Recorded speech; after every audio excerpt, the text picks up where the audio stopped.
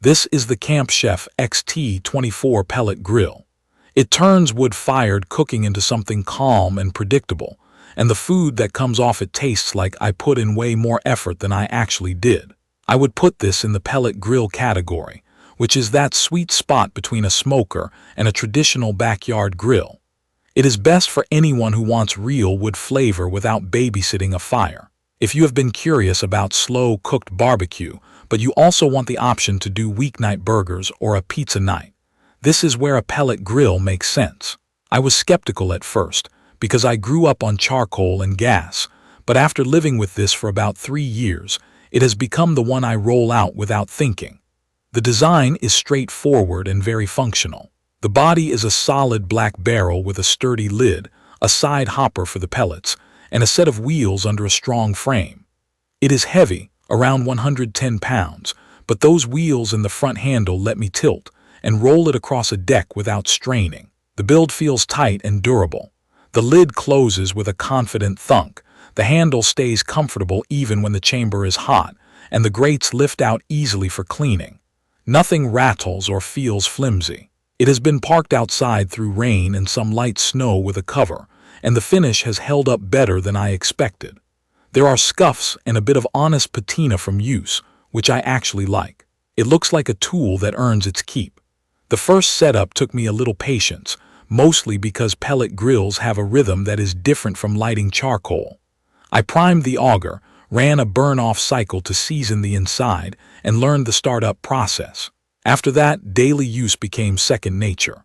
I fill the hopper, turn the dial to the temperature I want, and the controller feeds pellets and manages the fan automatically. From cold to a low and slow zone around 225 degrees Fahrenheit, it usually takes about 15 minutes on a mild day. On a cold and windy day, it can be closer to 20 minutes. From there, it holds temperature steadily without me chasing flame or fiddling vents. What surprised me most is how consistent the heat and smoke are. The controller is genuinely smart. I can set a temperature, and it stays there with small swings that I usually only notice when I am watching a probe graph. There is also a smoke level control that really matters in daily use. For chicken or fish, I nudge the smoke down to keep flavors cleaner. For ribs or a pork shoulder, I bump it up so the smoke ring and bark develop nicely. I am not guessing. I am not lifting the lid every 10 minutes. I just set the target and check through the chimney that the smoke looks thin and blue, which is exactly what I want. On real cooks, it has been very approachable.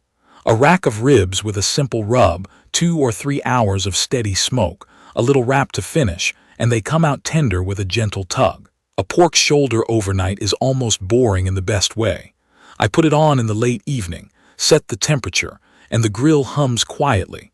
The next morning I have that deep mahogany color and a bone that slides right out. Chicken wings at a slightly higher heat render the fat and give me a crispy skin that a lot of pellet grills struggle with.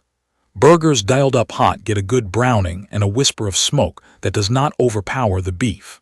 High heat searing on a pellet grill is always a bit of a debate.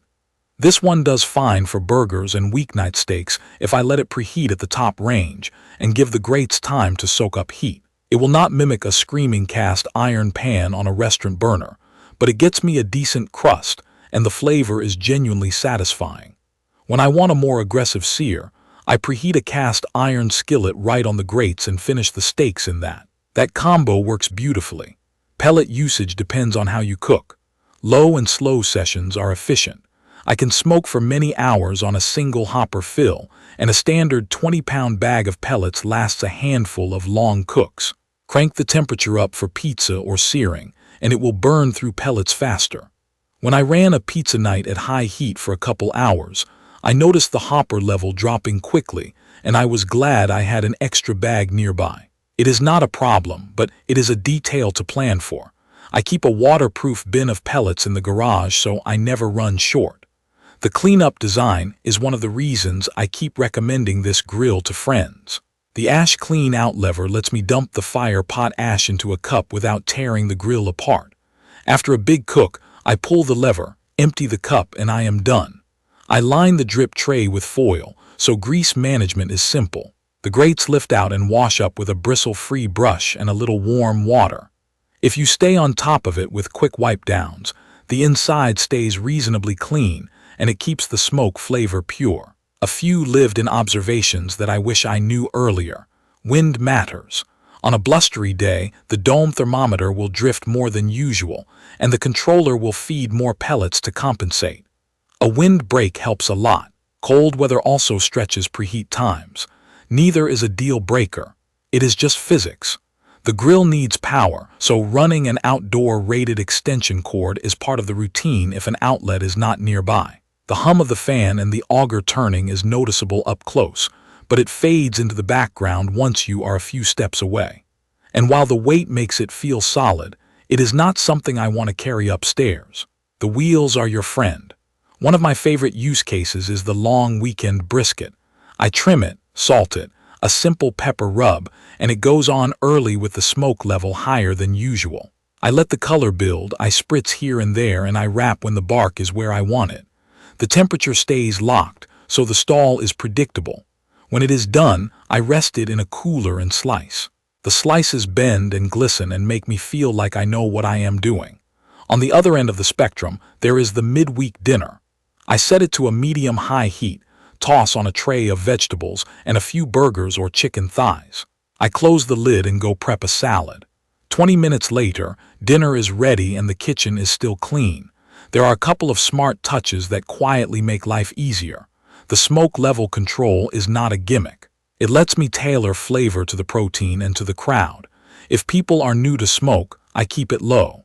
If everyone is chasing that deep barbecue vibe, I turn it up. The steady temperature control is the heart of the experience. It is the difference between hovering over a fire and actually enjoying the day while the food takes care of itself. And the Ash-Cleanout lever saves time every single cook. That one feature has kept me from avoiding cleanup, which means this grill stays ready for the next meal. I want to be fair about the downsides. If you need instant heat, a gas grill is still faster. This takes a few minutes to get going. If you want that ripping steakhouse sear with sparks flying, you will need a cast iron pan or a dedicated sear attachment. And you do have to respect the pellets. Keep them dry and do not leave the hopper full for weeks in humid weather. Pellets that absorb moisture can swell and make the auger unhappy.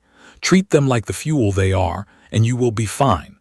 Over time, this has earned a permanent spot on my deck because it keeps things simple and consistent. It gives me real wood flavor without stress. It is built well enough to live outside.